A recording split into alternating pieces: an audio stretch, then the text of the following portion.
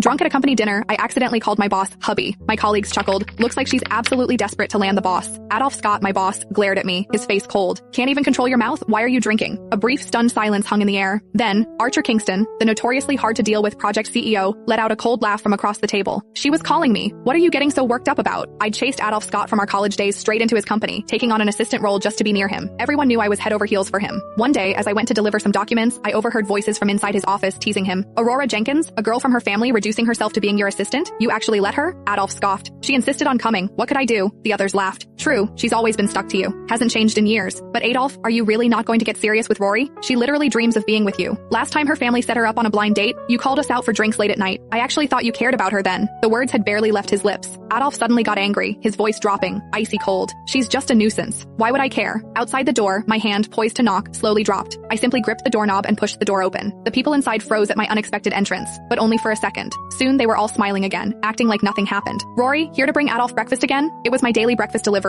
without fail. Adolf didn't even lift his head, as if he'd anticipated my every move. He merely tilted his chin vaguely in my direction. Just put it on the table, but I shook my head. I placed the documents and my resignation letter on his desk. Not breakfast, my resignation. For your review, Mr. Scott. Everyone stared, stunned. They practically swarmed the desk, craning their necks to read the words on the letter, then asked in disbelief, "No way, Rory, are you serious?" Adolf finally frowned and looked up. He stared at me. What's this all about? I pushed the resignation letter closer to him. I'm quitting. I also sent an electronic copy to your email. Don't forget to check it. Adolf glanced at the letter on the table, asking impatiently, "Is this because I made you work late yesterday?" I shook my head. No, I just don't want to do this anymore. Adolf's face finally hardened, little by little. As I turned to leave, he called out to me, "Rory, if you leave now, there'll be no coming back to me." It sounded like a threat, yet also a warning. I didn't look back. Couldn't be happier. The atmosphere in the room instantly dropped to freezing point. As I pushed the door open and left, I heard cautious, probing voices behind me. "Adolf, she's just having a diva moment. Don't take it to heart. Yeah, you know how much she likes you, right? She'll probably regret it by this afternoon and come begging to return." Adolf stared fixedly at the closed door, letting out a cold scoff. Like I care. I threw away all the useless things from my office. In the end, I found I had nothing left to take. Looking at the empty cubicle, I almost wanted to laugh. My mind drifted back to the anonymous video I'd received last night while working late at the office. In a private room, Adolf had his arm around a stunning beauty, listening indifferently to the chatter around him. Rory is still dutifully doing grunt work at Adolf's company, huh? You've got to admit, Adolf's got skills. That heiress hasn't shown up to any of our parties in ages. It was true. Chasing Adolf for years, a privileged heiress like me, I'd practically become his indentured servant. All he had to do was ask, and I'd willingly work late, attend his business dinners until I was exhausted and sick. In the end, all I got was a jest from his friends. Looking at it this way, Rory really is like Adolf's most obedient dog. He stood by, swirling his drink, not denying it. He even scoffed. "What are you talking about? She's just a dog by my side, not the most obedient one." The room erupted in laughter. In that moment, it felt like a bucket of ice water had been dumped over my head. So cold, but it was also like I'd instantly woken up.